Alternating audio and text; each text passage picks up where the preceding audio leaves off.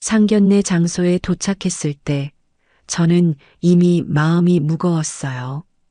하영과 그녀의 부모님이 어떤 이야기를 꺼낼지 예상이 갔거든요. 아들은 긴장된 표정으로 저를 바라봤고 저는 아들의 손을 가볍게 잡으며 괜찮다는 눈빛을 보냈습니다. 자리에 앉자마자 하영의 부모님은 간단한 인사를 나눈 뒤 결혼 준비 이야기를 꺼냈습니다. 예비사도는 마치 기다렸다는 듯 이렇게 말했어요. 준호 어머니, 결혼 준비를 위해 신혼집 얘기를 먼저 해야 하지 않겠어요? 요즘은 신혼집이 제일 중요한 문제잖아요. 저는 조심스럽게 대답했어요. 네, 맞습니다. 하지만 두 사람이 함께 준비하고 만들어가는 게 가장 좋지 않을까요? 예비사도는 제 말을 듣고 의미심장한 미소를 지으며 말을 이어갔어요. 그게 이상적인 얘기죠.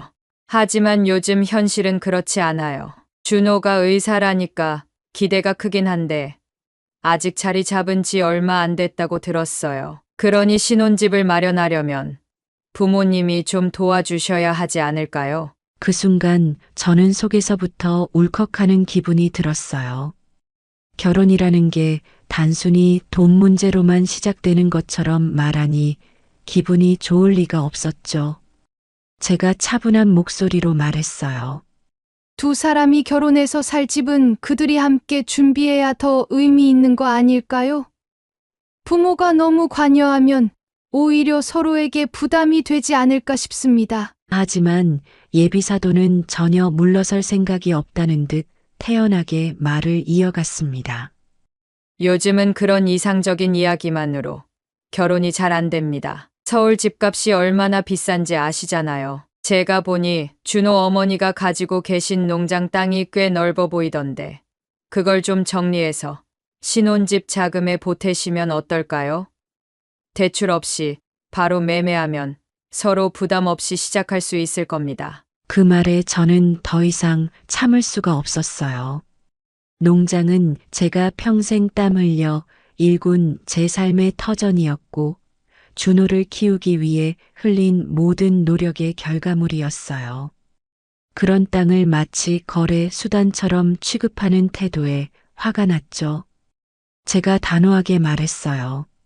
농장은 제 인생의 전부입니다. 제 아들은 충분히 능력 있고 본인들끼리 함께 준비하면 되는 일입니다. 왜 댁 자식 결혼을 위해 제가 평생 지켜온 땅을 내놓아야 하죠? 그러자 예비사도는 얼굴을 굳히며 말을 이어갔습니다. 우리 예쁜 딸을 데려가는 입장에서 그런 말씀을 하시니 당황스럽네요. 결혼이라는 게 서로가 협조하는 거 아닙니까? 땅을 가지고 계시니 조금만 양보하시면 좋을 텐데요. 그 말을 들으니 저도 더 이상 참을 수 없었어요. 결혼은 사랑하는 두 사람이 함께 만들어가는 겁니다. 부모가 지원할 수 있으면 좋지만 그것도 한계가 있죠. 그리고 제가 평생 일궈온 땅을 수지타산처럼 여기시는 태도, 솔직히 납득이 되지 않습니다. 그 순간 하영이까지 끼어들며 말했어요. 엄마 말씀이 맞아요. 요즘은 부모님이 지원해 주셔야 결혼 준비가 수월하죠. 어머님도 준호 오빠를 위해 조금만 더 도와주시면 안 될까요? 하영의 말에 준호는 난처한 표정으로 저와 하영을 번갈아 보며 중재하려 했지만 저는 더는 말하지 않기로 했어요. 그 자리에서 느낀 감정은 하나였어요. 이 결혼이 정말 사랑으로 시작하는 결혼이 맞는지 의심스러웠습니다. 이게 무슨 일인가요? 사연자 김순애님이 예비사돈과 갈등이 심하신 것 같은데요. 대체 무슨 일이 있었는지 어쩌다가 이렇게까지 갈등이 심해진 것인지 오늘의 사연 들어보겠습니다. 사연 들으시기 전에 구독을 누르시면 건강과 평안을 얻게 되실 거예요. 안녕하세요. 저는 김순애라고 합니다. 평생을 산골에서 농사를 지으며 살았어요. 살아온 인생을 이야기하자면 쉽지 않았던 순간들이 참 많았지만 그래도 억척스럽게 버텨온 시간이기에 나름대로 자부심을 가지고 있어요. 어린 시절에는 부모님을 여의고 고아처럼 지냈고 어른이 되어서는 남편과 함께 농장을 일구며 살았어요. 지금은 하나뿐인 아들 준호를 보며 살아가고 있습니다. 준호는 제 자랑이자 제가 살아온 모든 시간의 이유 같아요. 저희 집안은 그리 잘 사는 편은 아니었어요.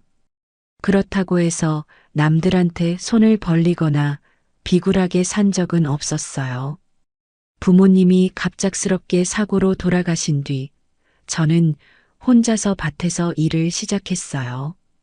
다들 여자 혼자서 농사를 짓는 게 가능하겠냐며 걱정했지만 저는 그런 말들에 신경 쓸 겨를이 없었어요.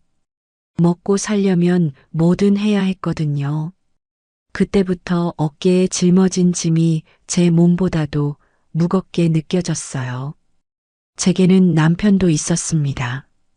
결혼하자마자 농사일에 익숙지 않던 남편과 함께 일을 하느라 매일이 전쟁 같았어요. 하지만 시간이 지나면서 남편도 점점 제 마음을 이해해 주었고 일도 서로 나눠 가질 수 있게 됐죠.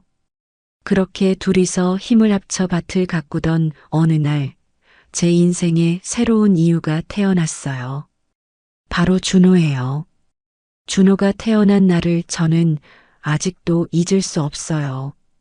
농사일이 한창 바쁠 때였는데 제가 밭에서 일하다가 갑작스럽게 진통이 와서 남편이 놀라 달려오던 모습이 아직도 생생합니다. 그날 남편이 준호를 처음 품에 안으며 기뻐하던 모습은 지금도 제 기억 속에 소중히 남아 있어요. 하지만 행복한 순간도 길지는 않더군요. 준호가 초등학교에 들어가기 전 남편이 갑작스러운 사고로 세상을 떠났어요.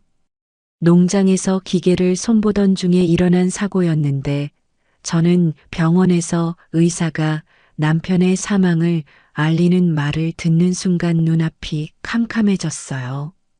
남편이 떠난 뒤로 제게는 아들 준호와 농장뿐이었어요. 그 당시에는 매일매일이 힘겨웠지만 준호를 바라보며 마음을 다잡았어요. 준호를 키우기 위해서라면 무엇이든 해야 했어요. 농장에서 일을 하고 돌아오면 밤늦게까지 집안일을 하고 주말에는 시장에 나가 직접 키운 작물을 팔기도 했습니다. 그 덕분에 준호는 부족함 없이 자랄 수 있었어요. 준호는 참 똑똑한 아이였어요.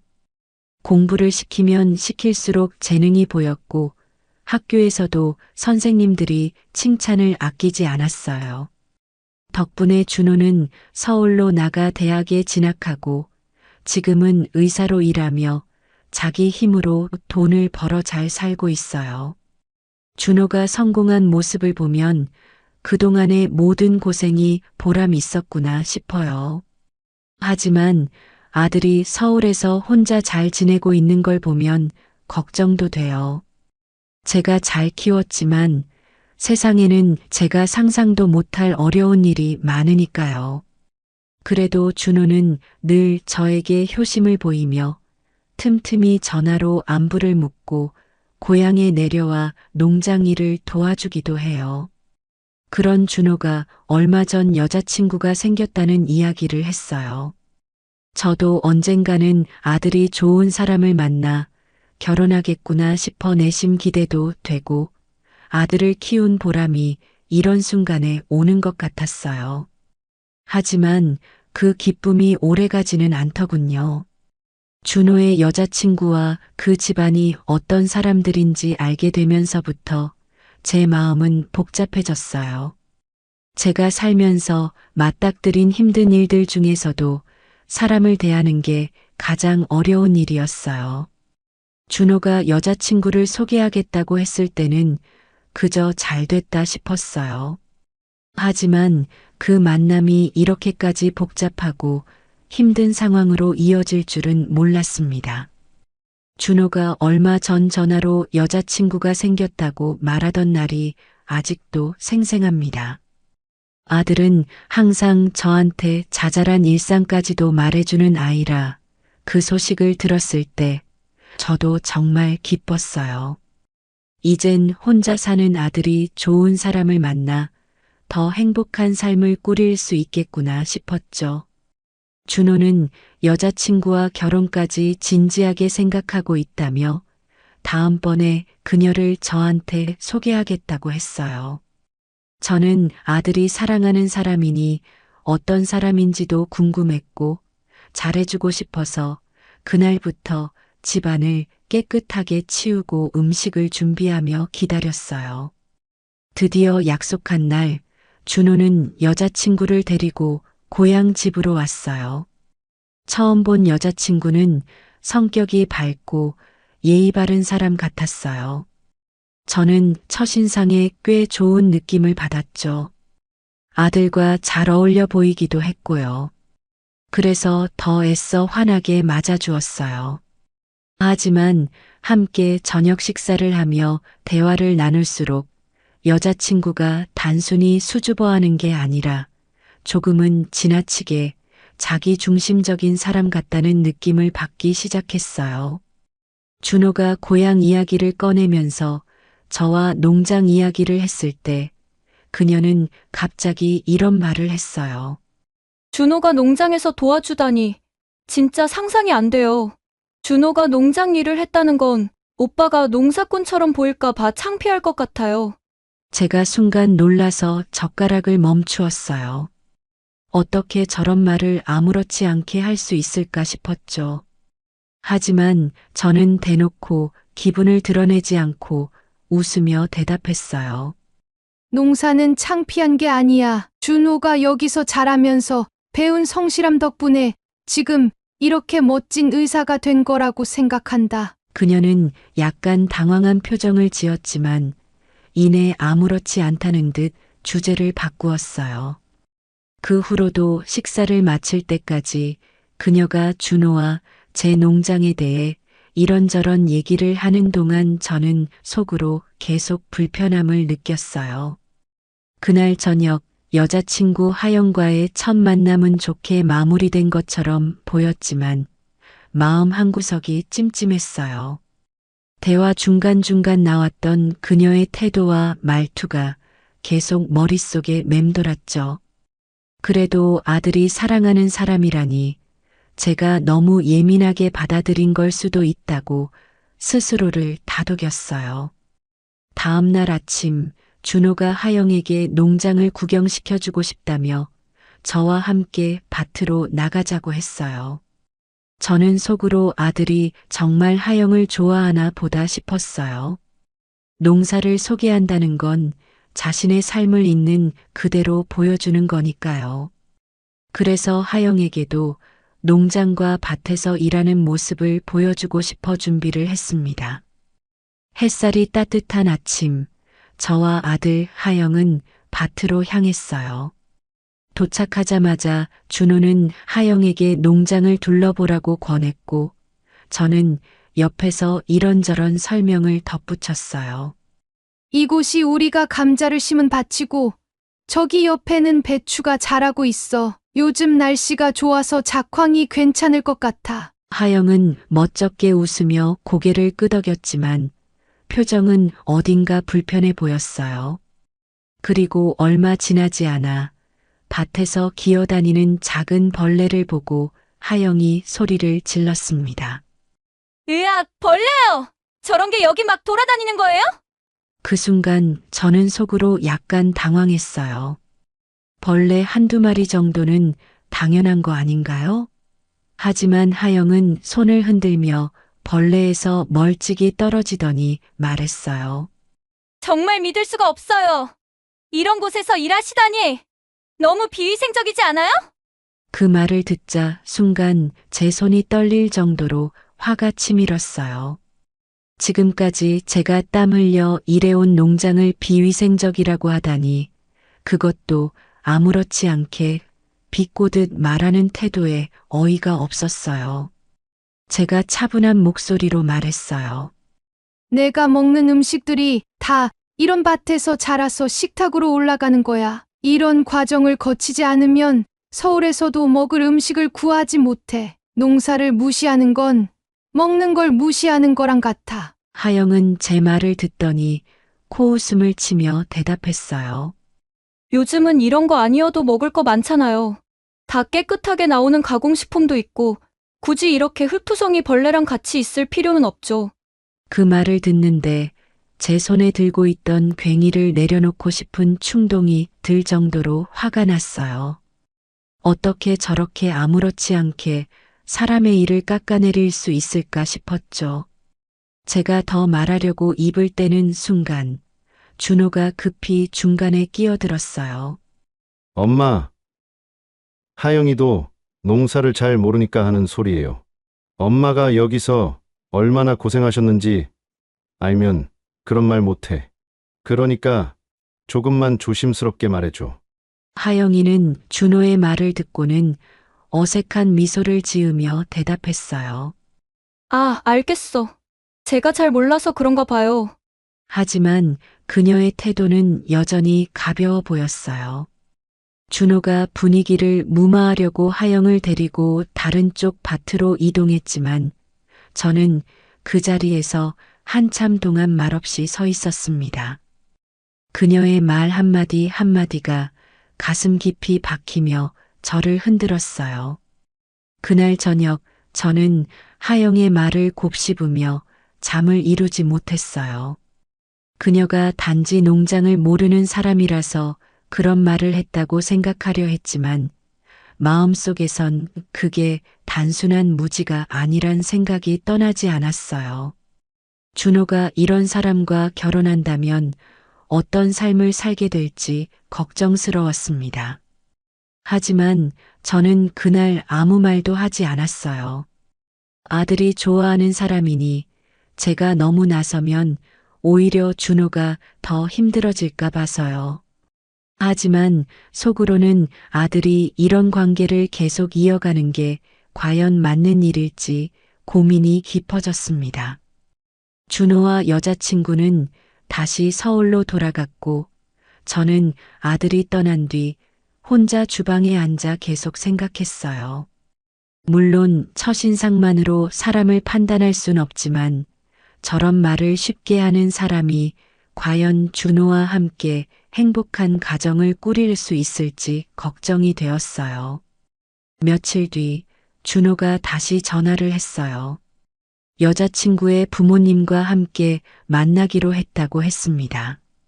상견례는 서울에서 하자고 하더군요. 저는 그 말에 좀 긴장되기도 하고 기대되기도 했어요. 아들의 행복한 모습을 보고 싶었으니까요. 서울로 올라가는 날, 저는 새 옷도 챙겨 입고 단정하게 준비해서 아들과 함께 상견례 장소로 갔습니다. 하지만 그날 만난 여자친구의 부모님은 저를 당황스럽게 만들고 말았어요. 그 부모님은 처음부터 저를 무시하는 태도를 숨기지 않았습니다. 저를 보며 대뜸 이렇게 묻더군요. 준호 어머니는 농장일 하셨다고요? 그럼 고등학교는 졸업하셨나요? 제가 질문을 받자마자 순간적으로 굳어졌어요. 농사 짓는 걸 대수롭지 않게 보는 사람들은 많지만 학벌로 사람을 가늠하려 드는 건 정말 기분 나빴습니다. 하지만 참을 수밖에 없었어요. 제가 힘겹게 웃으며 대답했죠. 고등학교 졸업했죠. 농사라는 게 배운 지식도 중요하지만 실질적인 경험이 더 필요해서요. 제가 준호를 키우며 쌓아온 경험이 여기까지 만들어줬다고 생각해요. 그들은 제 말을 듣고도 마치 빈말을 듣는 것처럼 건성으로 고개를 끄덕이더니 곧이어 아들의 결혼을 위한 준비 이야기를 꺼냈습니다. 결혼은 좋지만 요즘은 신혼집 마련이 중요하잖아요. 준호는 의사니까 좀 더 책임감 있게 집을 준비했으면 좋겠어요. 농장을 팔아서 신혼집 자금에 보탤 생각은 없으신가요? 저는 그 말을 듣고 정말 참을 수가 없었어요. 그게 무슨 소리냐며 단호히 맞받아쳤습니다. 준호가 번 돈으로 자기 집 하나 못 장만할 사람으로 보이시나 봐요. 농장은 제 인생의 전부고 제 아들 키우느라 흘린 땀과 눈물의 집합이에요. 그걸 팔아서 댁 자식 신혼집에 쓰라뇨? 그런 요구는 너무 뻔뻔하지 않으신가요? 예비 사도는 제가 한 말을 전혀 개의치 않은 듯 태연하게 대답했어요. 물론 의사니까 돈은 잘 벌겠지만 아직 자리 잡은 지 얼마 안 된 걸로 알고 있습니다. 요즘 서울 집값이 만만치 않잖아요. 그래서 하는 말입니다. 혹시나 우리 하영이가 살고 싶어 하는 집이 비싸서 돈이 모자라면 가지고 계신 땅을 좀 파셔서라도 대출 없이 매매하는 게 가장 좋을 것 같아서요. 그 말을 들으니 속에서부터 화가 치밀어 올랐어요. 아무리 자기 딸의 결혼을 위해서라고 해도 어떻게 그런 말을 뻔뻔하게 할 수 있는지 이해가 되지 않았습니다. 제가 단호하게 말했어요. 그건 두 사람이 알아서 할 문제입니다. 결혼이라는 건 애들이 스스로 준비하고 함께 만들어가는 게 의미 있는 거 아닐까요? 부모가 너무 깊게 관여하는 건 좋은 방향이 아니라고 생각합니다. 하지만 예비 사도는 전혀 물러날 기미를 보이지 않았어요. 오히려 더 당당하게 말을 이어갔습니다. 요즘처럼 어려운 시대에 부모가 있는 힘껏 도와주는 게 어떻겠습니까? 그게 서로 부담을 덜어주고 결혼 생활을 더 편하게 시작할 수 있는 길이라고 생각합니다. 그 말을 들으니 더 이상 참을 수가 없었어요. 하지만 그 순간 하영이가 고개를 끄덕이며 말을 거들었죠. 맞아요, 어머니. 저희도 부모님이 도와주시면 정말 감사할 것 같아요. 요즘은 다들 그렇게 하잖아요. 저는 순간 숨이 막히는 것 같았어요. 두 사람이 마치 당연한 일을 요구하는 것처럼 행동하니 도무지 말이 나오지 않더군요. 준호를 봤더니 아들도 난처한 표정을 지으며 고개를 숙이고 있었어요. 그런데 예비 사돈이 한마디를 더 보태더군요. 그리고 우리 젊고 예쁜 하영이가 꽃 같은 나이에 결혼을 하는데 대출 없는 서울 아파트 정도는 해주셔야 서로 수지타산이 맞지 않겠습니까? 그 말을 듣는 순간 제 한계가 왔습니다. 제가 차분한 듯하지만 단호하게 말했어요. 이건 두 사람이 서로 사랑해서 하는 결혼이지 매매운이 아닙니다. 결혼을 두고 수지타산이라는 말이 나오는 건 아닌 것 같네요. 제 말에 예비 사돈의 얼굴이 벌겋게 달아오르더니 목소리를 높이며 발끈했어요. 뭐라고요? 평생 시골에서 농사만 하더니 말 귀가 어두워지신 것 같은데 그런 태도로 계속 나오시면 결혼이 어떻게 될지 모르겠네요. 생각 잘해 보셔야 할 겁니다. 그 말에 저도 더는 참을 수가 없었어요. 제가 지금 무슨 말을 하고 있는지 정확히 들었고 잘 알고 있습니다. 그리고 대개 태도와 말씀하시는 방식이 제 아들과 우리 가정을 얼마나 무시하고 있는지도 잘 느껴집니다. 결혼이라는 건 두 사람이 서로 존중하고 부모도 그 사랑을 응원해 주는 거지.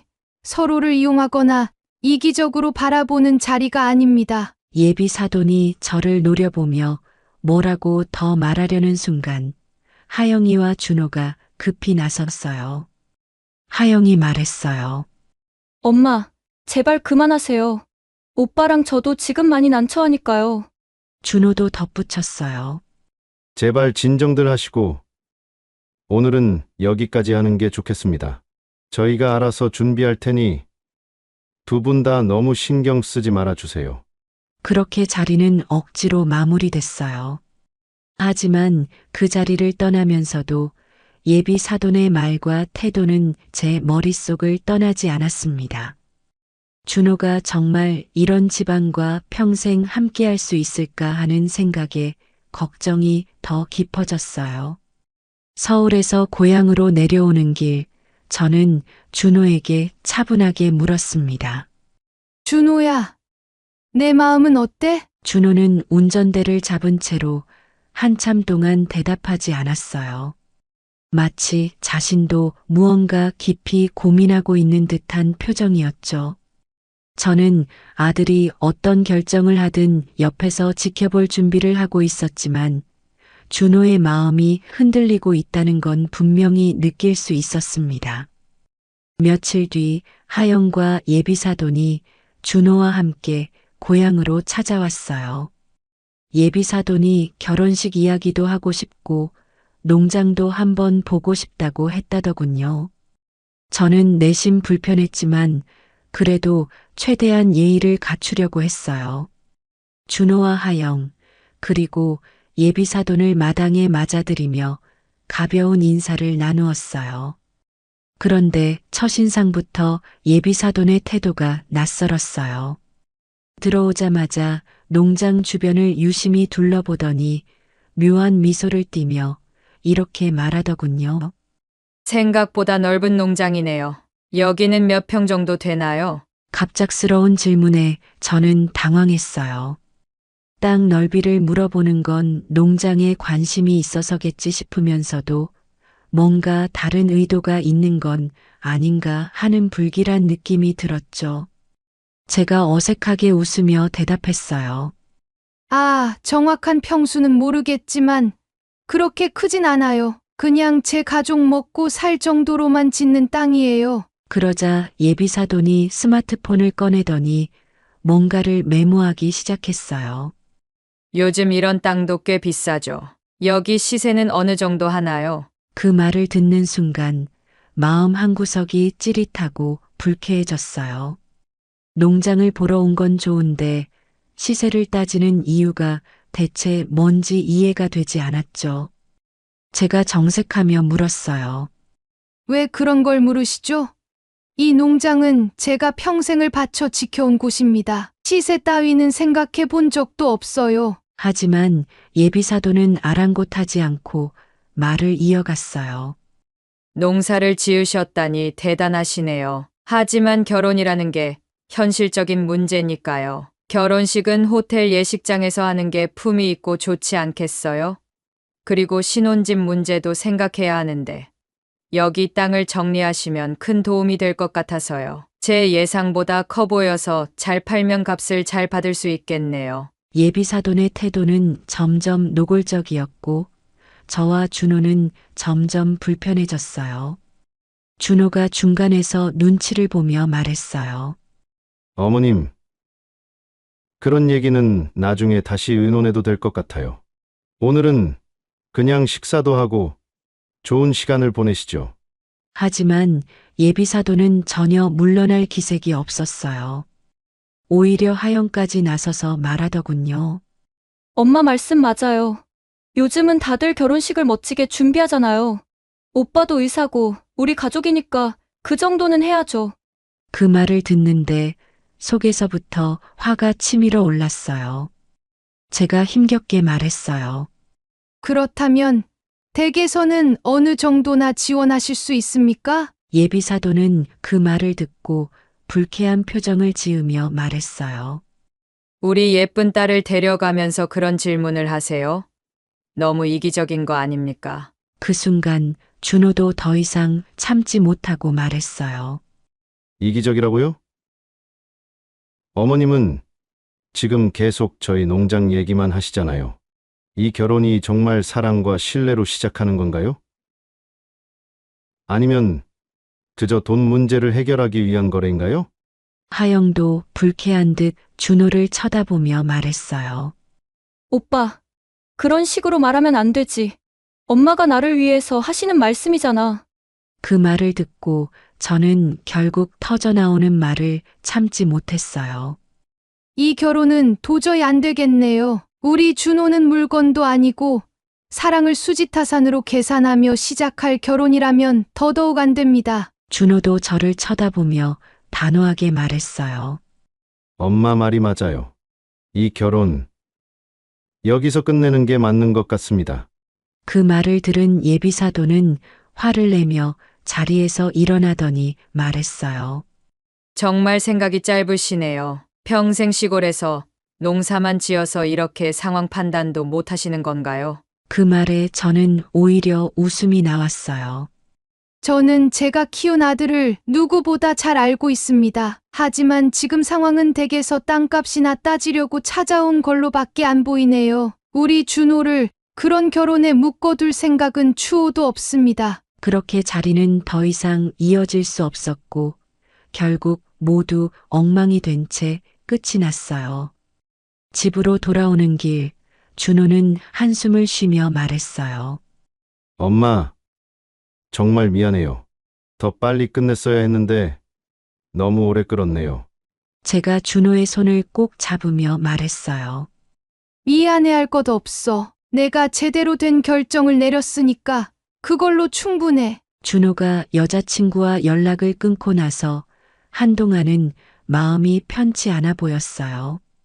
전화하는 목소리는 일부러 밝은 척하지만 그 속에 숨어 있는 지친 기색이 느껴졌습니다. 그런 준호를 생각할 때마다 제 속도 쓰리고 마음이 아팠습니다. 그래도 시간이 약이라고 했던가요? 준호는 조금씩 예전의 밝은 모습을 되찾기 시작했어요. 병원 일에 더 몰두하고 틈이 나면 봉사활동도 하면서 바쁘게 지내더라고요. 저는 준호가 그렇게 다시 일어서는 걸 보며 내심 안심했어요. 그러던 어느 날 준호가 고향에 잠시 내려왔어요. 농장 일을 도우러 온 거라며 새벽부터 나와서 저와 함께 일을 했죠. 해가 뜨기도 전에 들판에서 함께 나란히 서서 김을 매던 그 시간이 오랜만에 참 행복했어요. 그런데 일을 하다 말고 준호가 갑자기 말했어요. 엄마, 그 사람이 다시 연락했어요. 순간 제 손에 들고 있던 괭이가 멈췄어요. 그 사람이란 여자친구를 말하는 거겠죠. 아니, 이젠 여자친구라고 부르기도 어색한 사람. 제가 준호를 보며 물었어요. 뭐라고 했는데? 준호가 한숨을 쉬며 말했어요. 미안하다고, 자기가 잘못했다면서 다시 만나자고 했어요. 저는 그 말을 듣고 속이 뒤집히는 줄 알았어요. 그렇게 준호를 흔들고 떠났던 사람이 이제 와서 무슨 미안하단 건지 도무지 이해가 가지 않았어요. 제가 준호를 똑바로 쳐다보며 말했어요. 그 말을 믿었어?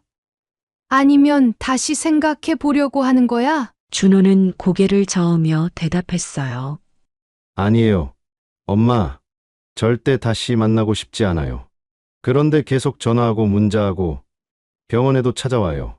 제가 일을 하는데 병원에서 하영이를 마주친 게 너무 불편했어요. 제가 들으면서 속에서 열불이 터질 것 같았어요. 사람이 정말 그 정도로 눈치가 없을 수 있을까 싶었죠. 제가 단호하게 말했어요. 그건 그냥 집요한 거야. 미안한 것도 아니고 사랑도 아니야. 자기 잘못은 인정하지도 않고 너를 흔들어 놓으려는 거겠지. 준호야, 너 이제 그런 거 신경도 쓰지 마. 준호가 제 말을 들으며 고개를 끄덕였지만 여전히 마음이 편치 않아 보였어요. 며칠 뒤 저는 뜻밖의 전화를 받았어요. 모르는 번호라서 받았는데 전화 너머에서 들리는 목소리는 다름 아닌 그 여자였어요. 어머니, 저예요. 하영이에요. 순간 당황스러웠지만 차분한 목소리로 물었어요. 왜 전화했니? 하영이는 울먹이는 목소리로 말했어요. 오빠가 제 전화를 안 받아서요. 제가 너무 잘못한 걸 알았어요. 그래서 이렇게로 어머니한테라도 사과드리고 싶었어요. 저는 그 말이 황당해서 한동안 대답을 못했어요. 사과라니 뭘 잘못했는지 알기는 하는 건지 의심스러웠죠. 제가 말했어요. 사과는 내가 잘못한 걸 정확히 알고 다시는 반복하지 않을 때 하는 거야. 그런데 내가 잘못을 알기는 해. 내가 준호한테 했던 행동들 생각해 보면 그건 그냥 미안하다는 말로 끝낼 일이 아니야. 하영이는 잠시 침묵하더니 다시 울먹이며 말했어요. 정말 죄송해요. 제가 너무 어리석었어요. 그런데 오빠를 너무 좋아해서 그래요. 제발 오빠한테 전해주세요. 저한테 한 번만 더 기회를 주면 안 될까요? 제가 딱 잘라 대답했어요. 준호는 너랑 다시 만날 생각 없다고 했어. 그리고 나도 그런 너랑 내 아들이 다시 얽히는 거 보고 싶지 않아. 준호 찾아가서 또 어지럽히면 그땐 나도 가만히 안 있을 거야. 하영이는 말을 잇지 못하더니 전화를 끊었어요. 저는 전화를 내려놓고 속으로 생각했어요. 사람이란 끝까지 자기 중심으로만 생각하더라. 며칠 후 준호에게 다시 소식이 들렸어요.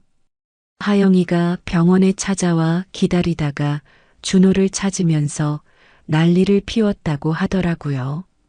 준호는 그 일을 겪고 나서야 완전히 마음을 정리한 듯 보였어요. 그날 저녁 준호가 저한테 말했어요. 엄마, 이제는 정말 이런 일 겪고 싶지 않아요. 다음에 누굴 만나더라도 엄마가 먼저 보고 합격인지 아닌지 말해주세요. 제가 준호를 보며 웃으며 대답했어요. 그래, 내가 다 본다. 하지만 너도 이제 사람 볼 때 좀 더 신중해져야 한다. 세상에는 좋은 사람도 많지만 너를 힘들게 하는 사람도 많아. 준호는 고개를 끄덕이며 제 말을 들었어요. 저는 아들의 얼굴을 보며 속으로 다짐했어요. 다시는 준호가 이런 사람 때문에 상처받게 두지 않겠다고요. 그리고 준호는 다시 병원 일에 전념하며 평소보다 더 많은 시간을 봉사활동에 쓰기 시작했어요. 주변 사람들에게 기쁨을 주는 모습이 참 대견했어요. 그런 준호를 보며 저는 앞으로도 아들이 잘해낼 거란 믿음이 생겼습니다. 준호는 하영과의 일을 완전히 정리하고 나서 병원 일에 몰두했어요. 그런 아들을 보며 저는 조금 안심이 되면서도 가끔은 마음 한켠이 짠했습니다. 사람이 연애에 실패하면 더 단단해진다고 하지만 그게 반드시 좋은 일만은 아니잖아요. 준호가 일만 하며 지내는 걸 보니 아들이 마음 한구석에 남아있는 아픔을 애써 숨기고 있다는 생각도 들었어요. 그러던 어느 날 준호가 오랜만에 고향에 내려왔어요. 저는 아들이 일 때문에 바빴을 텐데도 시간을 내서 온 게 고맙더라고요. 밥상을 차리며 이런저런 이야기를 나누다 보니 준호가 요즘 무료 의료 봉사에도 참여하고 있다고 했어요. 병원 일도 바쁠 텐데 의료 봉사는 또 무슨 일인가 싶어 물었죠. 준호는 잠시 뜸을 들이다가 말했어요. 엄마, 요즘 시골 어르신들 중에 거동이 불편하셔서 병원에 못 오시고 아픈 분들이 많아요. 제가 도울 수 있는 일이면 돕고 싶어서 시작했어요. 그 말을 들으니 저는 참 대견했어요. 제 아들이 이렇게 다른 사람들을 돕는데 마음을 쓰는 사람이 됐다는 게 얼마나 자랑스럽던지요. 그날 준호와 함께 밭일을 하며 이야기를 나누는데 갑자기 준호가 농장 한쪽을 가리키며 말했어요. 엄마, 저쪽은 요즘 뭐 심으셨어요? 제가 웃으며 대답했어요. 감자 심었지. 요즘 땅이 좋아서 잘 자랄 거야. 준호는 고개를 끄덕이며 땅을 바라보더니 조용히 말했어요. 엄마, 나중에 농장 조금만 떼어주시면 안 돼요? 걔가 주말마다 와서 뭐라도 심어보고 싶어요. 순간 저는 너무 놀라서 준호를 쳐다봤어요. 서울에서 바쁘게 사는 아들이 갑자기 농사를 짓겠다고 하니 이해가 되질 않았죠. 제가 물었어요. 갑자기 농사라니. 병원 일도 바쁠 텐데 무슨 생각으로 그러는 거야? 준호가 웃으며 대답했어요.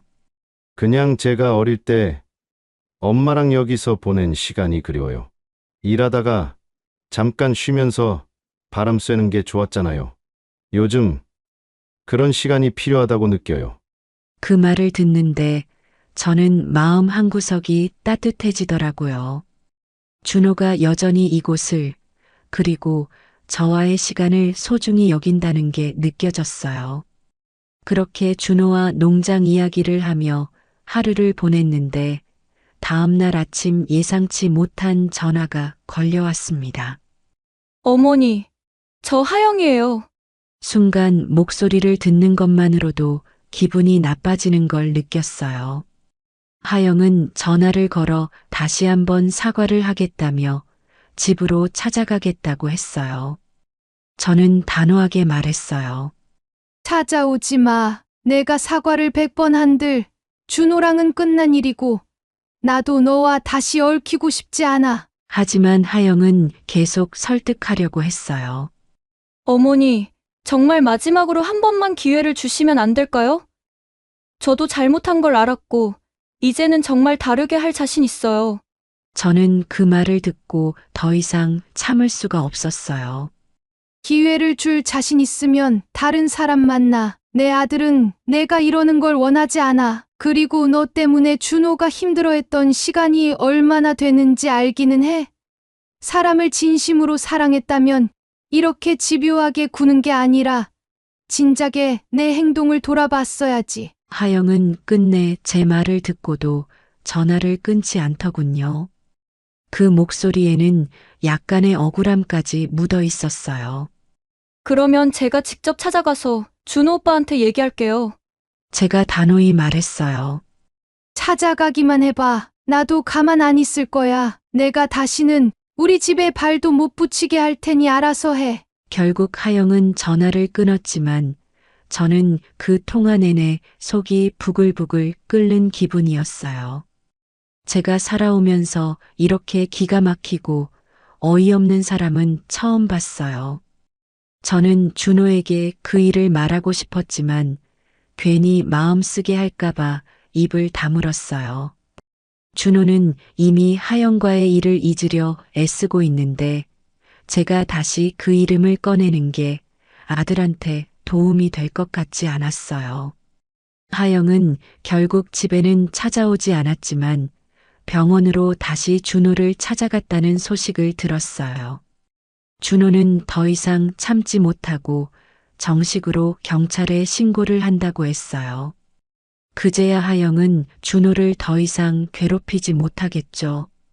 그 일이 끝나고 나서야 준호는 비로소 안정을 찾은 듯 보였어요. 저는 아들에게 말했어요. 준호야, 이제는 정말 너를 소중히 생각하고 너랑 함께 할 수 있는 사람을 만나길 바랄게. 앞으로는 내가 더 잘 볼게. 준호는 웃으며 대답했어요. 엄마, 이제는 제가 더 신중해질게요. 엄마한테 다시는 이런 걱정 안 끼칠게요. 그 말을 들으니 제 마음도 한결 가벼워졌어요. 이제 준호가 더 단단해진 모습을 보며 저도 그저 행복하기만을 바라고 있어요. 몇 달이 흘렀습니다. 준호는 하영과의 일에서 완전히 벗어나 병원 일에 전념하며 지내고 있었어요. 저도 다시 농장 일에 집중하며 평소처럼 하루하루를 보내고 있었죠. 그러던 어느 날 준호가 전화로 조심스럽게 말했어요. 엄마, 사실 요즘 만나는 사람이 있어요. 그 말을 듣는 순간 저는 살짝 긴장하면서도 한편으론 반가웠어요. 아들이 또다시 사랑을 시작할 용기를 냈다는 게 다행스러웠거든요. 준호는 아직 깊은 이야기를 하긴 이르지만 시간이 되면 한번 엄마께 소개해 드리고 싶다고 했어요. 몇 주 뒤 준호는 여자친구를 데리고 고향으로 내려왔어요. 그녀의 이름은 소희였고 첫인상부터 싹싹하고 밝은 사람이었어요. 저를 보자마자 상냥한 미소를 지으며 손을 잡고 말했어요. 어머님, 준호 씨한테 말씀 많이 들었어요. 이렇게 뵙게 되어 정말 영광이에요. 그녀의 태도는 처음부터 너무 편안하고 진심이 느껴졌어요. 아들을 대하는 모습에서도 그녀가 준호를 얼마나 소중히 여기는지가 고스란히 드러났습니다. 준호와 나란히 앉아 서로를 바라보며 웃는 모습을 보니 제 마음속에 오래 쌓여있던 걱정이 조금씩 풀어지는 것 같았어요. 식사를 마치고 소희가 주방에 들어와 설거지를 도와주겠다고 했어요. 그 모습이 참 예쁘게 느껴졌죠. 이야기를 나누다가 제가 소희에게 은근슬쩍 이렇게 물어봤어요. 소희야, 결혼하게 되면 집이나 이런 건 어떻게 준비할지 생각해 봤니? 저는 순간 긴장이 됐어요. 전에 겪었던 일이 떠올랐기 때문이었죠. 하지만 소희는 저를 편안하게 바라보며 말했어요. 저희 둘이 가진 돈 안에서 차근차근 시작해야죠. 어차피 결혼 생활은 함께 만들어가는 거니까요. 둘이 함께 있는 게 가장 중요한 것 같아요. 그 말을 듣는 순간 제 마음속의 긴장이 스르르 풀리며 따뜻한 안도감이 밀려왔어요.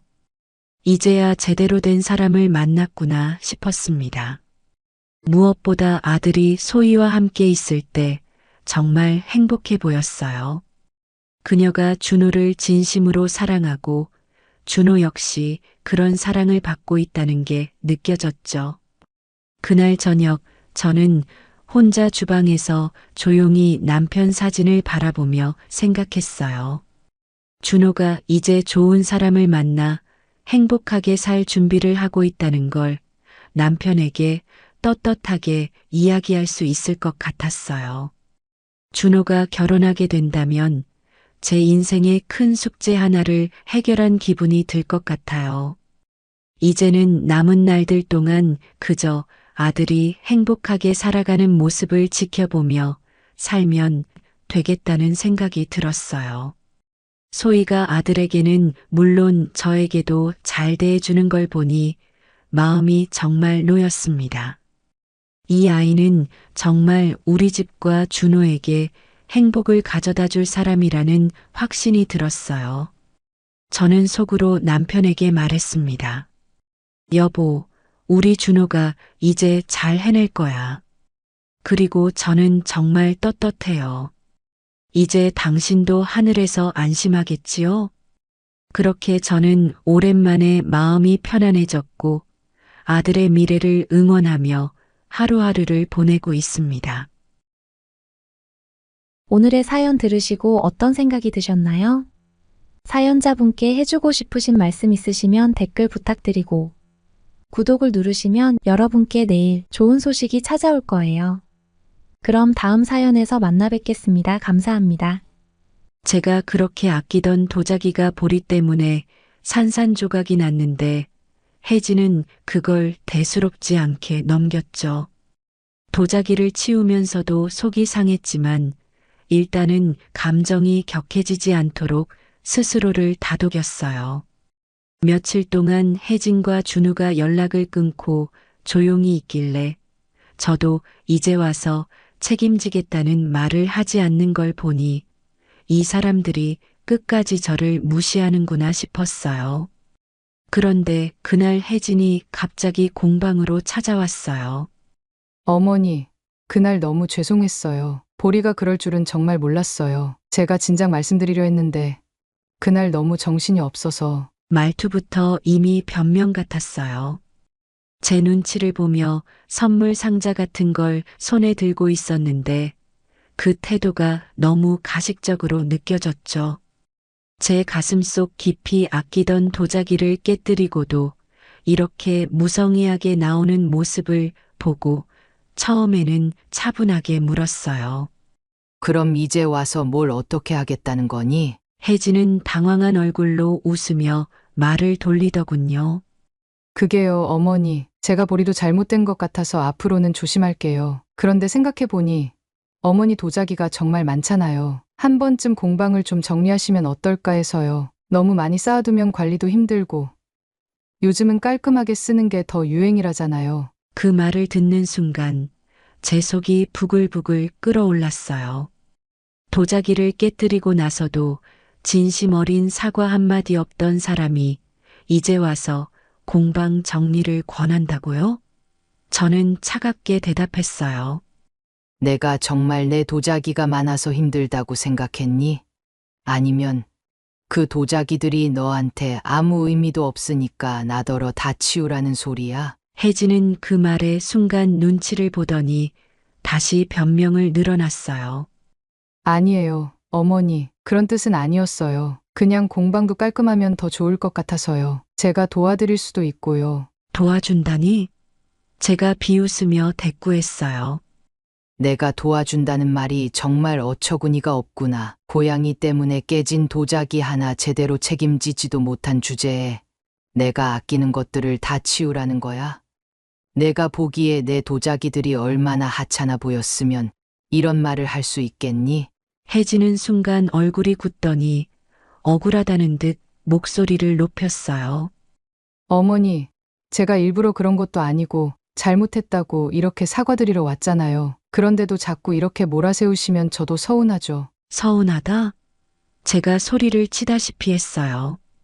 내가 서운하다고?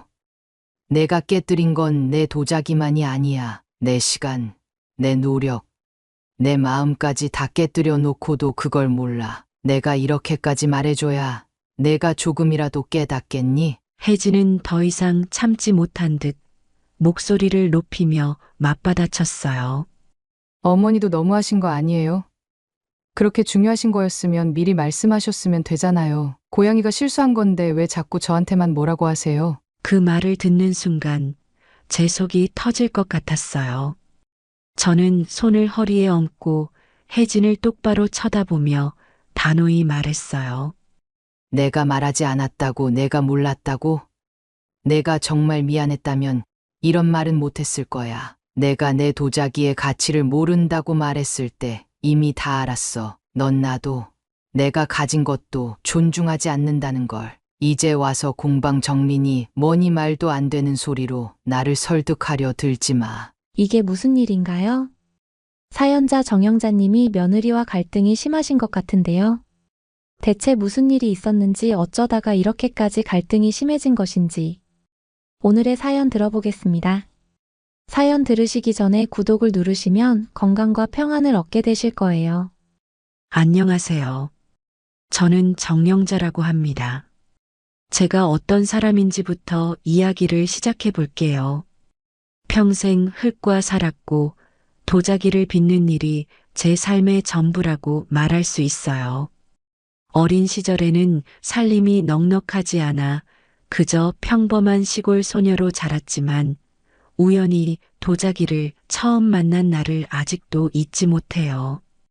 그때 흙 한 줌을 손으로 만져보았는데 세상에 그 속에서 무한한 가능성을 느꼈던 기억이 지금도 생생합니다. 그날 이후로 흙을 만지는 순간만큼은 제가 온전히 자유로울 수 있었고 그 자유가 제 인생을 이끌어왔어요. 결혼 후에는 아이를 키우고 가족을 위해 살며 잠시 도자기를 놓아야 했던 시절도 있었어요. 하지만 아이들이 조금 자라고 나서 다시 공방을 열 수 있었죠. 남편은 제가 하는 일을 크게 이해하지는 못했지만 한 가지는 분명했어요.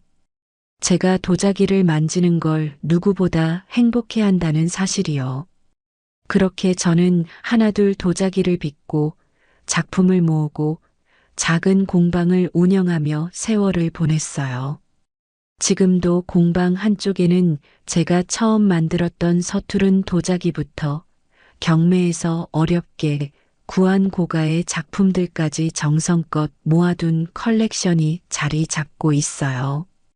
그 도자기들은 단순한 물건이 아니라 제가 살아온 세월과 노력의 결정체나 다름없어요. 하지만 도자기는 제게 기쁨만 준 게 아니었어요. 가끔은 저를 비웃는 사람들도 있었죠. 그 나이에 뭐 하는 거야? 라며 뒷말을 하는 사람도 있었고, 어떤 사람은 제 도자기를 쓸모없는 돌덩이에 비유하기도 했어요. 하지만 저는 그 말을 귀담아 듣지 않았어요. 제가 사랑하는 일을 누군가 이해하지 못한다고 해서 제가 손을 멈출 이유는 없으니까요. 사실 이런 이야기를 할 때마다 생각나요. 제가 공방을 운영하며 겪은 많은 사건 중 하나가 아직도 제 마음 한구석에 묵직하게 자리 잡고 있어요. 이 이야기를 들으시면 왜 제가 지금 이렇게 강해졌는지, 또 왜 제 도자기들이 단순한 물건 이상의 의미를 가지게 되었는지 알게 되실 거예요. 며칠 전 아들 준우와 며느리 혜진이 갑작스럽게 공방에 찾아왔어요. 그날따라 손주들까지 함께였죠. 아이들은 오랜만에 봐도 늘 밝고 귀여워요. 제게는 그저 사랑스러운 손자들이죠. 혜진은 항상 깔끔하고 단정한 모습인데 이날은 조금 초조해 보였어요. 아이들이 저희 집에 들어오자마자 왁자지껄하게 뛰어다니기 시작했어요. 저는 공방에서 잠시 손을 놓고 차를 준비하며 혜진과 대화를 나누기 시작했어요. 그날 무슨 일이 있었는지, 왜 혜진이 초조했는지 다 알기까지는 시간이 좀 걸렸죠. 제가 아이들과 혜진을 맞이하고 있는데 준우가 뒤늦게 들어왔어요. 도자기를 좋아하는 아빠와 달리 준우는 어릴 때부터 흙 만지는 걸 별로 좋아하지 않았어요. 지금도 제 공방에 오는 일은 손에 꼽히죠. 그런데 이날은 분위기가 조금 달랐어요. 준우와 혜진은 서로 눈치를 보며 무언가를 말하려는 듯 했어요. 제가 먼저 물었죠. 무슨 일로 이렇게 왔느냐고요. 그러자 혜진이 본론으로 들어가기 시작했어요. 제가 손주들과 아들, 며느리를 맞이하며 차를 내왔더니 혜진이 초조한 얼굴로 입을 열었어요. 어머니, 저희가 이번 주말에 중요한 일이 있어서요. 애들이랑 보리를 잠깐만 봐주실 수 있을까요? 그 보리라는 게 며느리가 키우는 고양이라는 걸 알았을 때 저는 솔직히 조금 당황했어요. 제 공방의 고양이라니요. 도자기를 만지는 사람에게 고양이는 특히 신경 써야 하는 존재예요. 털이 날리고 도자기 건조 과정에서 문제가 생길 수도 있고 무엇보다 공방의 좁은 공간에서는 사고가 날 가능성이 크죠. 제가 며느리에게 고양이를 맡기는 건 조금 어렵겠다고 했더니 혜진은 바로 손사래를 치며 이렇게 말했어요. 어머니, 보리는 정말 얌전한 아이예요. 사고도 안 치고 애들처럼 귀찮게 굴지도 않아요. 그냥 구석에 조용히 있을 거예요. 그 말을 듣는 순간 솔직히 조금 기분이 상했어요. 제가 보리와 며느리를 못 믿어서가 아니라 공방이라는 공간이 얼마나 민감한지 이해하지 못하는 태도가 눈에 보였거든요. 그래도 손주들을 맡길 상황이라니 거절하기도 어려웠어요. 결국 저는 알겠다고 했고 고양이 보리와 함께 손주들을 맡기로 했어요. 하지만 그때부터 불안한 마음이 가시질 않았어요. 혜진과 준우가 떠나고 손주들과 보리를 데리고 공방으로 들어갔어요. 아이들은 공방 구석구석을 탐험하며 좋아했고 보리도 처음엔 얌전한 척 구석에 앉아 있더군요. 그러나 고양이가 가만히 있는 동물이 아니잖아요. 공방에서 뭔가 낯선 소리가 들리더니 보리가 어느새 선반 위로 올라가는 모습이 보였어요. 저는 깜짝 놀라 소리를 쳤어요. 보리야, 내려와. 그 순간이었어요. 보리가 긴 꼬리를 흔들더니 그만 가장 아끼는 도자기 중 하나를 툭 쳐서 바닥에 떨어뜨린 거예요. 저는 본능적으로 손을 뻗었지만 이미 늦었어요. 땅에 닿은 도자기는 산산조각이 나 있었고 저는 말문이 막혔어요. 그 도자기는 제가 몇 년 전 어렵게 경매에서 낙찰받아 소장하고 있던 정말 소중한 작품이었거든요. 단순히 돈의 문제가 아니었어요. 그 도자기는 저에게 제가 도자기를 처음 만들던 시절의 열정과 꿈을 상기시켜주는 상징 같은 존재였으니까요. 아이들도 그 순간 조용해졌어요. 손주들이 눈치를 보며 다가왔지만 저는 너무 충격을 받아 말이 안 나왔어요. 공방 한가운데 깨진 조각들을 바라보는데 가슴이 쿵쿵 내려앉는 것 같았어요. 보리는 아무 일도 없다는 듯 다시 구석으로 돌아가 앉아 있었고요. 제가 마음을 추스르고 나서 손주들에게 다가갔어요. 제가 화가 나 있을 거라고 생각했는지 두 아이는 눈물을 글썽이며 저를 올려다보고 있었어요. 제가 차분하게 말했어요. 너희 잘못이 아니야. 그러니까 울지 마. 대신 보리한테서 눈을 떼지 말아줄래? 아이들을 달래고 난 뒤에도 제 마음은 쉽게 가라앉지 않았어요. 그날 밤 공방에서 깨진 도자기를 바라보며 조각들을 하나씩 주워 담으면서 저는 도대체 왜 보리를 막기로 했는지 제 결정을 계속 곱씹게 되었어요. 이 상황을 혜진과 준우에게 어떻게 말해야 할지 고민이 되더군요. 그런데 이걸 단순히 말로 풀 수 있는 문제일까 하는 생각이 들었어요. 도자기를 모른다면, 그리고 그 가치를 이해하지 못한다면 제가 아무리 설명해도 소용없을 것 같았거든요. 다음 날 아침 깨진 도자기를 가방에 담아 아들 집으로 향했어요. 아직 출근 전이라서 집에 있던 혜진이 밝게 웃으며 문을 열어줬지만 저는 그 웃음이 전혀 반갑지 않았어요. 제가 깨진 도자기를 꺼내 보여주며 차분하게 말했어요. 보리가 이런 일을 했네. 내가 이걸 얼마나 아끼는지 너도 알겠지? 그런데 이게 고양이가 낯선 환경에 긴장한 탓일까? 아니면 이런 일이 절대 일어나지 않을 거라고 쉽게 맡긴 탓일까? 혜진은 눈치를 살피며 웃음을 지우더니 이렇게 말했어요. 어머니, 그거 제가 변상해 드릴게요. 얼마였는지 말씀만 해주세요. 저는 그 말에 순간 울컥했어요. 돈으로 변상할 수 있는 문제가 아닌데 혜진은 모든 걸 돈으로 해결하려는 듯 보였어요. 그래서 제가 바로 쏘아붙였어요.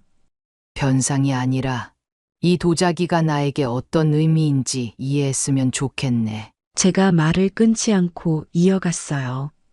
너희가 보리를 맡기면서 나한테 얼마나 부담을 준 건지도 생각해봐. 너희 일은 중요하지만 내 시간과 공방도 너희가 그렇게 쉽게 넘길 수 있는 게 아니야. 혜진은 갑자기 당황한 듯 어색하게 웃으면서 손사래를 쳤습니다.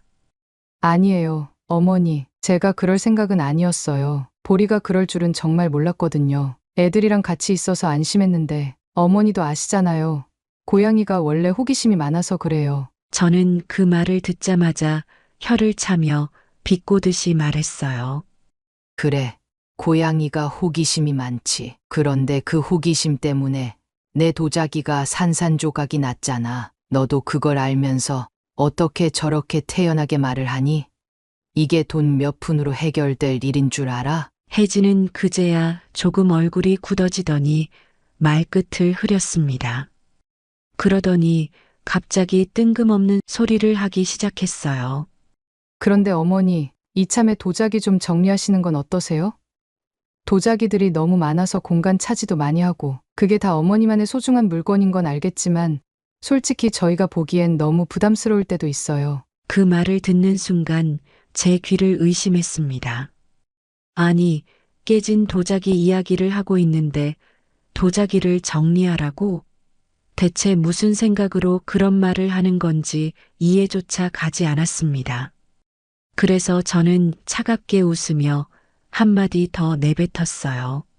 부담스럽긴 뭐가 부담스러워. 내 공방에 내가 모은 물건들을 정리하라니. 거기다 고양이 때문에 도자기가 깨졌는데 내 사과는 고작 그 정도야? 차라리 솔직히 말해봐. 내 눈엔 내가 모은 도자기들이 그저 쓸모없는 고물로 보이겠지. 그러자 혜진은 슬쩍 제 눈을 피하며 변명을 늘어놓기 시작했습니다. 아니요, 어머니. 그런 뜻은 아니었어요. 그저 애들도 그렇고 보리도 그렇고 실수할 수 있으니까. 그런 위험은 미리 없애는 게 좋을 것 같아서요. 그 말을 듣자 제 속이 터질 것만 같았습니다. 고양이가 도자기를 깨고도 사과 한마디 제대로 안 하는 주제에 이제 와서 제 물건을 정리하라고 한다? 아니, 이건 도대체 무슨 배짱인가 싶었습니다. 그래서 저는 더 이상 참지 않고 혜진을 똑바로 쳐다보며 단단하게 말했어요. 내가 그렇게 말하는 거 보니까 내 도자기들이 얼마나 가치 있는지 전혀 모르나 보네. 내 눈엔 이게 그냥 덩그러니 놓여 있는 고물일지 모르겠지만 이 도자기 하나하나가 어떤 시간을 거쳐왔는지 너는 절대 모를 거야. 사람은 몰라도 물건은 알아. 누구 손에 들어왔는지, 어떤 정성으로 지켜졌는지. 그런데 내 고양이 하나 때문에 내 소중한 물건이 깨졌는데 나보고 정리하라니. 제가 단호하게 말하자 혜진은 말문이 막혔는지 머뭇거리다가 작게 한숨을 내쉬었어요. 그렇게 돌아온 날 저는 집에 와서 다시 깨진 도자기를 꺼내놓고 한참을 바라봤어요. 깨진 조각들을 이어보려고 했지만 원래의 모습으로 돌아갈 리가 없었어요. 그날 밤 남편에게 이 이야기를 털어놓았습니다.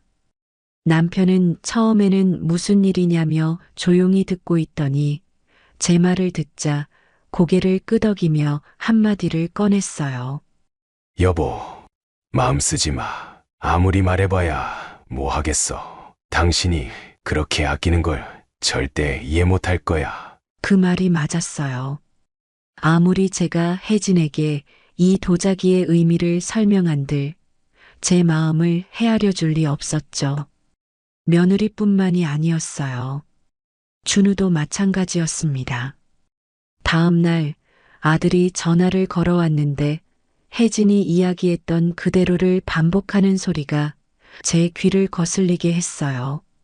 엄마, 혜진이 잘못한 거 아니니까 너무 기분 나빠하지 마세요. 솔직히 도자기 깨진 건 실수잖아요. 애들도 있는데 고양이 문제로 너무 화내지 마시고. 제가 아들에게 바로 대꾸했습니다. 너도 내 아내랑 똑같구나. 내가 뭐가 그렇게 화난 줄은 아냐? 내 아내는 내 도자기가 깨진 게 아니라 내 자존심을 깨뜨린 거야. 고작 고양이 하나 때문에 내가 평생 모은 걸 정리하라니? 준우는 제 말을 듣고도 별다른 대꾸 없이 한숨만 내쉬었습니다. 대체 언제부터 제 물건이, 제 공간이 이렇게 가벼운 취급을 받게 된 걸까? 도자기 하나에 목숨 거는 거 아니냐고 이렇게 말하는 그들의 시선이 너무나도 서글펐습니다. 제가 며칠 동안 깨진 도자기 조각을 바라보며 마음을 다잡는 사이 혜진에게서 전화를 받았어요. 목소리가 평소와 달리 한껏 낮아져 있더군요. 어머니, 지난번에 보리 때문에 너무 죄송했어요. 아이들 때문에 정신이 없어서 제대로 말씀도 못 드렸어요. 그런데 그 깨진 도자기 정말 소중한 거였죠. 혹시 제가 비용이라도 드리면. 혜진의 태도가 갑자기 이렇게 바뀌니 그 이유가 뻔히 보였어요. 분명 도자기의 가치를 알아봤겠죠. 인터넷 검색만 해도 그 도자기의 경매가가 몇 천만 원에 달한다는 사실을 알 수 있으니까요. 그 전화를 들으면서 어처구니가 없었어요. 사과는커녕 공방 정리를 운운하던 사람이 이제 와서 비용 얘기를 꺼낸다고요? 저는 최대한 차분하게 말했어요. 내가 비용을 대겠다는 그 말, 내 고양이 때문에 깨진 도자기의 가치 때문이겠지. 그런데 내가 궁금한 건 그 말에 진심이 담겨 있긴 한 건가? 혜진은 잠깐 침묵하더니 얼버무리듯 답했어요. 아니에요, 어머니. 정말 죄송해서 그러는 거예요. 그 도자기가 그렇게 비싼 건지도 몰랐고요. 어머니께 중요한 물건이라는 것도요. 제가 잘못했어요. 도자기가 비싼 물건이어서 죄송하다? 저는 그 말이 너무 우스워서 웃음이 나왔어요. 비싼 물건이어서 미안하다고? 그 도자기가 단순히 비싸서 내가 화가 났다고 생각해? 내가 이해하지 못하는 건 그 도자기가 내 시간과 내 노력의 일부라는 거야. 그리고 너는 그걸 당연히 여겼지. 혜진은 그제야 작게 한숨을 내쉬더군요. 어머니, 제가 경솔했어요. 앞으로는 공방에 폐를 끼치지 않도록 할게요. 그 도자기들 중에 정리할 거 있으시면 저희가 도와드릴게요. 도와준다니 이게 또 무슨 말인지.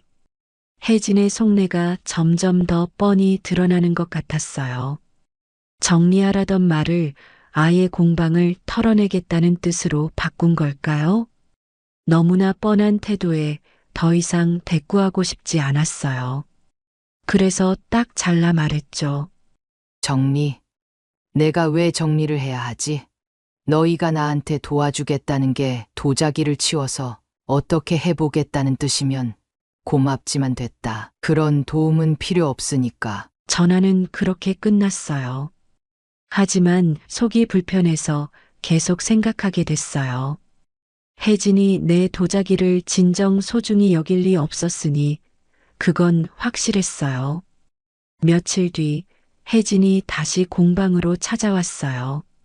손에 고급 와인과 선물 상자를 들고 온 걸 보니 이번엔 직접 뭔가를 얻어가려는 속셈이 분명했어요. 웃는 얼굴로 어머니, 이건 작은 마음이에요. 그날 너무 죄송했어요 하고 선물을 내미는데 그 태도가 오히려 화가 치밀게 만들었어요. 내가 도자기 하나 깨진 걸로 이렇게까지 생각할 줄 알았나? 아니면 이렇게 화를 낼 정도로 도자기가 중요한 물건인 줄 몰랐나? 이 사람들은 대체 나를 뭘로 보는 걸까? 제가 그녀의 선물을 거절하며 냉정하게 말했어요. 그만해라. 내가 내 도자기의 가치를 이제 와서 알아본 건 알겠어. 그런데 그런 선물로 내가 너를 용서하고 마음을 풀 거라고 생각했다면 그건 착각이야. 내 도자기들은 이제 전부 박물관에 기증할 거니까 말이야. 혜진은 당황한 얼굴로 고개를 숙이더니 고양이 이야기로 말을 돌리려고 했어요. 어머니, 사실 이번 일이 보리 때문인 건 저도 인정해요. 보리를 다른 곳에 잠깐 맡기든가 다시는 이런 일 없도록 할게요. 정말 죄송해요. 제가 쏘아붙였어요. 너희가 고양이를 어디에 맡기든 그건 내 선택이고 내 관심사가 아니야. 하지만 나를 이렇게 만든 책임은 내가 져야지. 내가 뭘 얼마나 아꼈는지 알았으면 이런 변명조차 못했을 거야. 내 물건과 내 시간, 그리고 내 마음을 내가 이렇게 더럽히고 나서 이제 와서 뭘 수습하겠다는 거야? 혜진은 아무 말도 못하고 고개를 숙였어요.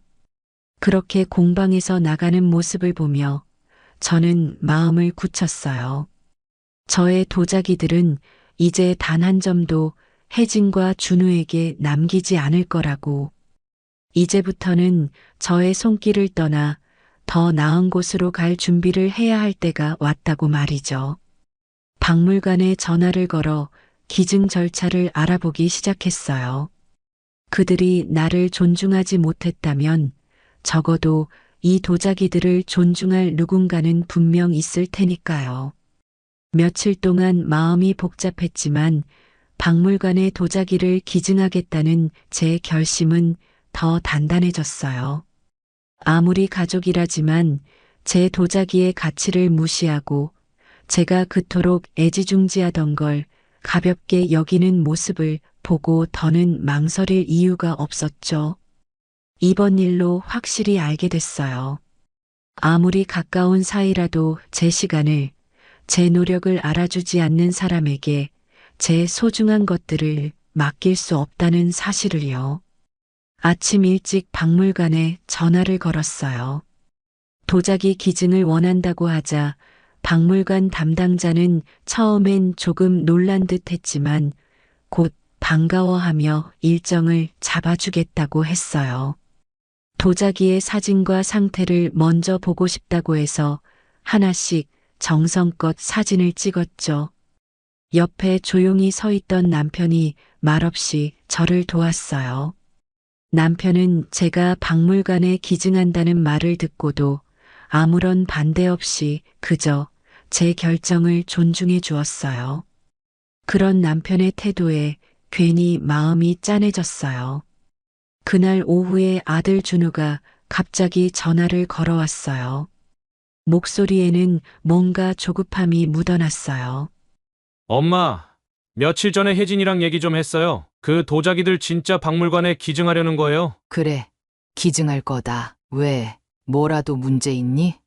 제가 단호하게 대답하자 준우는 잠깐 말이 없더니 조심스럽게 말을 꺼냈어요.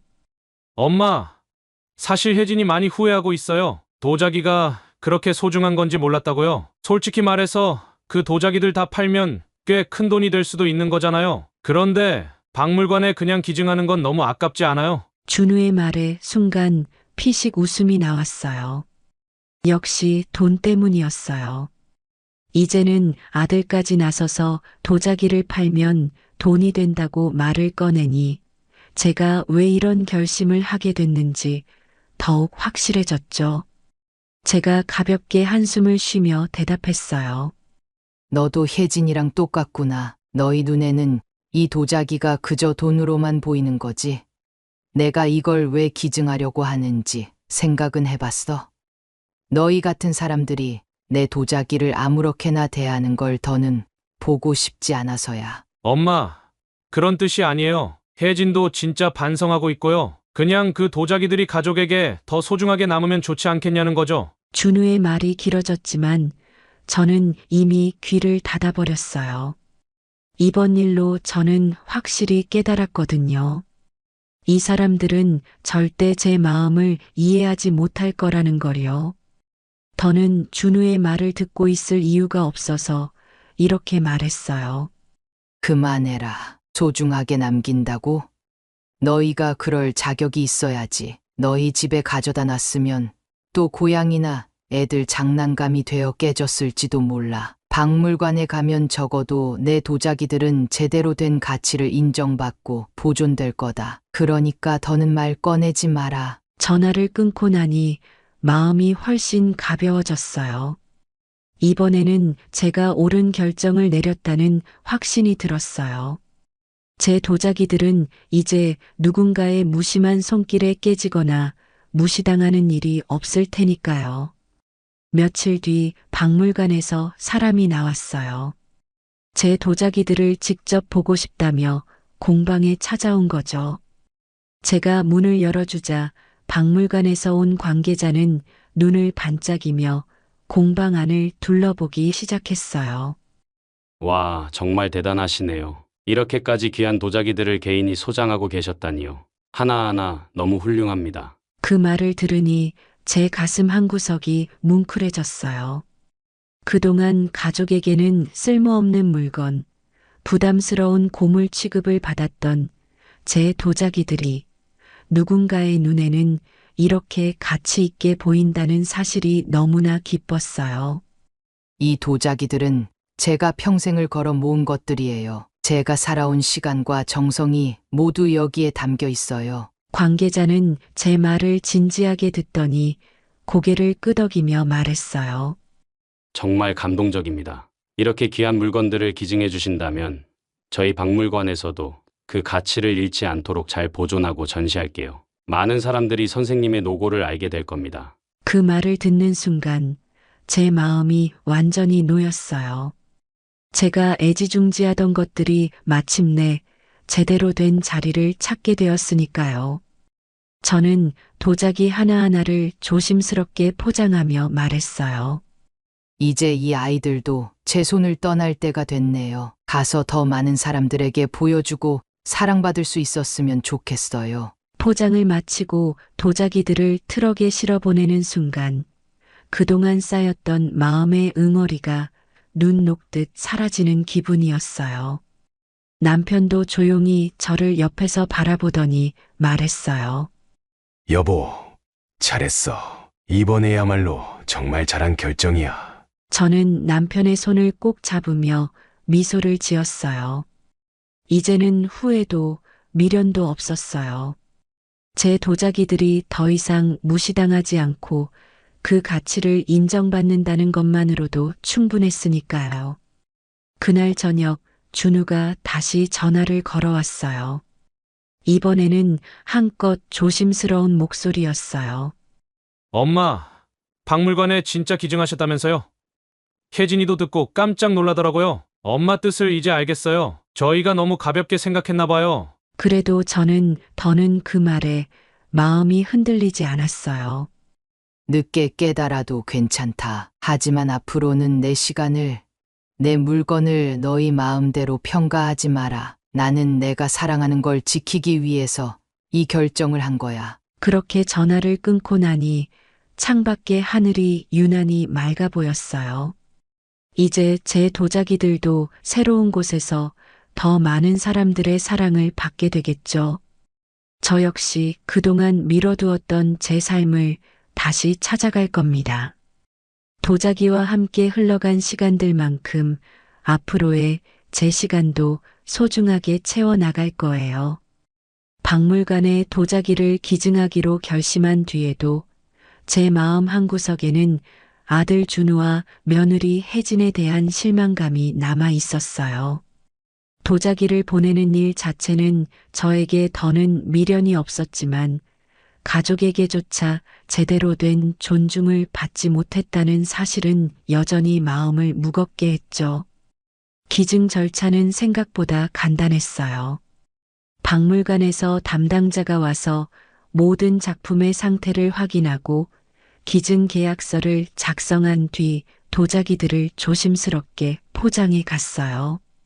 트럭이 떠나는 걸 보며 가슴이 시원섭섭했지만 후회는 없었어요. 오히려 제 소중한 것들이 더 많은 사람에게 존중받고 사랑받을 거라는 확신이 저를 위로했죠. 문제는 그 후로 시작됐어요. 도자기를 보낸 지 며칠이 지나고 박물관에서 제 도자기 컬렉션을 특별 전시로 준비한다는 소식이 전해졌어요. 담당자가 고맙다며 전화를 걸어왔어요. 선생님의 도자기들은 정말 특별합니다. 하나하나 너무나 귀하고 아름다워서 많은 사람들이 감탄할 거예요. 전시가 시작되면 꼭 오셔서 첫날을 함께 해주셨으면 좋겠습니다. 그 전화를 끊고 나니 갑자기 아들이 떠올랐어요. 제가 박물관에 기증한다고 말했을 때 그렇게 비싼 물건을 그냥 준다니 아깝다고 하던 그 얼굴이 떠올랐죠. 그 말이 얼마나 비뚤어진 생각에서 나왔는지 알았기 때문에 아들이 이후로 무슨 말을 해도 믿음이 가지 않았어요. 그런데 전시 준비 소식이 전해지면서부터 아들과 며느리의 태도가 갑자기 바뀌기 시작했어요. 준우가 갑자기 전화해서 이렇게 물어보더군요. 엄마, 박물관 전시 소식 들었어요. 거기 이름도 남겨주신다고 하던데요. 우리 가족 이름으로 기증한 걸로도 될까요? 제가 그 말을 듣는 순간 기가 막혔어요. 고작 기증자로 가족 이름을 넣어서 체면 세우겠다는 속셈이 보였거든요. 저는 최대한 단호하게 대답했어요. 우리 가족 이름? 그건 절대 안 돼. 내가 뭘 도왔니? 너희가 내 도자기의 가치를 이해하려고 했어. 아니, 내 도자기를 가족보다 못하게 대했던 사람들이 무슨 체면으로 이름을 올리겠다는 거니? 준우는 당황한 듯 대답했어요. 엄마, 그때는 혜진도 저도 몰라서 그랬잖아요. 이제는 정말 반성하고 있어요. 그냥 가족으로서 엄마가 한 일을 함께 축하하고 싶다는 거예요. 제가 피식 웃으며 말했어요. 축하하고 싶다고? 내가 진짜 축하하려는 건 내 체면 아니니? 내가 그 도자기들을 어떻게 대했는지 나도 알고, 너도 알잖아. 난 내 이름으로 기증했고, 너희 이름은 한 글자도 들어갈 일이 없으니까 기대하지 마라. 준우는 어쩔 줄 몰라 하며 한동안 말을 잇지 못했어요. 그날 대화는 그걸로 끝났지만 제 안에는 점점 화가 쌓였어요. 기증 소식이 알려지고 나서야 이들이 제 도자기의 가치를 알아보고 갑자기 태도를 바꾸는 게 너무 뻔히 보였거든요. 며칠 후 혜진이 직접 공방에 찾아왔어요. 이젠 예전처럼 자신감 넘치는 모습이 아니라 어딘가 눈치를 보는 태도로 다가오더군요. 이번엔 고급스러운 화과자 세트와 손수 포장한 꽃다발까지 들고 와서는 밝게 웃으며 말했어요. 어머니, 정말 잘하셨어요. 박물관에서 전시한다는 소식 듣고 너무 자랑스러웠어요. 저희도 같이 가서 축하드리고 싶어요. 제가 차분하게 그녀를 바라보며 대답했어요. 고맙다는 말은 고맙게 들을게. 그런데 같이 축하하러 오겠다니. 그건 내가 스스로 부끄러움을 모르는 거야. 내가 정말 진심으로 반성했다면 이러지 않을 거야. 너희가 내 도자기에 무슨 짓을 했는지, 그리고 나를 어떻게 대했는지, 이제 와서 잊은 건 아니겠지? 혜진은 순간 말을 잃고 당황한 표정을 지었어요. 그러더니 얼버무리듯 말을 이어갔어요. 어머니, 그건 정말 제가 잘못했어요. 너무 죄송해요. 그런데 이제는 저도 많이 반성하고 어머니가 하신 일에 진심으로 감사드리고 싶어서 그래요. 저는 그 말을 들으며 한숨을 내쉬고 단호히 대답했어요. 그래, 반성했다는 말은 이제 그만 듣자. 내가 내 도자기의 가치를 뒤늦게 알아보고 태도를 바꾼 건 알겠어. 하지만 그건 내 반성 때문이 아니라 내 욕심 때문이야. 내 도자기들을 비싼 물건으로만 본 내 눈에는 여전히 내 진짜 마음은 보이지 않겠지. 혜진은 더는 말을 잇지 못하고 고개를 숙였어요. 그 모습을 보며 저는 더 확실히 알게 됐어요. 제 도자기들을 지켜줄 수 있는 사람은 오직 저 자신뿐이라는 거요. 박물관 전시날이 다가오면서 저는 마음이 한결 가벼워졌어요. 도자기들은 더 이상 이 사람들의 손길에 더럽혀지지 않을 거고, 제가 그토록 사랑했던 것들이 마침내 제대로 된 자리를 찾았다는 생각에 기분이 좋아졌죠. 전시 첫날에 초대를 받았지만 굳이 가지 않기로 했어요. 저는 이미 제 할 일을 다 했고 그걸로 충분했으니까요. 대신 남편과 조용히 집에 앉아 차 한 잔을 마시며 그동안의 이야기를 나눴어요. 남편은 제 결정을 끝까지 지지해줬고 저는 그게 무엇보다 고마웠어요. 여보, 이제 우리 인생만 생각하자. 남들이 내 가치를 알아주지 않아도 내가 내 삶을 지키는 거면 된 거니까. 남편은 조용히 제 손을 잡아주며 웃었어요. 그 순간 저는 오랜 시간 동안 짊어져 왔던 무게를 내려놓는 듯한 평온함을 느꼈어요. 제 도자기들은 이제 새로운 주인을 만나 사랑받겠지만 저는 남편과 함께 새로운 시간을 만들어 갈 거예요. 이제는 가족에게 미련 두지 않고 저 자신을 더 아끼며 살아가기로 다짐했어요. 도자기를 박물관에 기증한 뒤 제 마음은 한결 가벼워졌어요. 이젠 더 이상 가족에게 실망할 일도 없고 도자기들이 애물단지가 아니라 온전히 빛나는 가치를 인정받을 곳으로 갔으니 말이에요. 하지만 그렇게 끝나지 않더군요. 준우와 혜진은 여전히 전시회 소식을 들먹이며 저에게 잘 보이려고 애를 쓰는 모습이 역력했어요. 며칠 전 준우가 뜬금없이 집으로 찾아왔어요. 얼굴에는 뭔가 할 말이 많다는 표정이 가득했어요. 손에는 고급 커피 세트를 들고 있었고요. 집 안으로 들어오더니 이런저런 얘기를 꺼내며 결국 본론으로 들어갔어요. 엄마, 전시회가 정말 크게 준비된 것 같더라고요. 기사도 났던데 봤어요? 엄마 이름도 나오고 엄청난 전시회라고 하던데. 제가 담담하게 대답했어요. 그래, 기사 봤다. 기증을 하긴 했으니 관심 가져주는 건 고맙지. 준우는 계속 이야기를 이어가며 점점 본심을 드러내기 시작했어요. 그런데 엄마, 이런 전시회에 가족도 같이 가야 하는 거 아니에요? 혜진도 그러더라고요. 엄마랑 같이 전시회 가서 축하도 하고 가족 사진도 찍으면 좋겠다고요. 그 말을 듣는 순간 속으로 한숨이 나왔어요. 축하를 빌미로 전시회에서 체면을 세우려는 의도가 뻔히 보였거든요. 제가 준우를 똑바로 바라보며 물었어요. 전시회에 너희가 왜 가야 하니? 내가 도자기를 지키는데 한 손이라도 보탠 적 있어? 아니면 내가 나 대신 도자기 가치를 높여준 적이라도 있니? 준우는 당황한 얼굴로 더듬거리며 말했어요. 아니, 그런 건 아니지만 그래도 가족인데 같이 축하해야 하는 거잖아요. 엄마 이름이 나오면 우리도 같이 자랑스러울 수 있잖아요. 그 말을 듣는 순간 더는 참을 수 없었어요. 제 자랑을 가족의 자랑으로 덮으려는 속셈이 눈에 빤히 보였거든요. 제가 단호히 말했어요.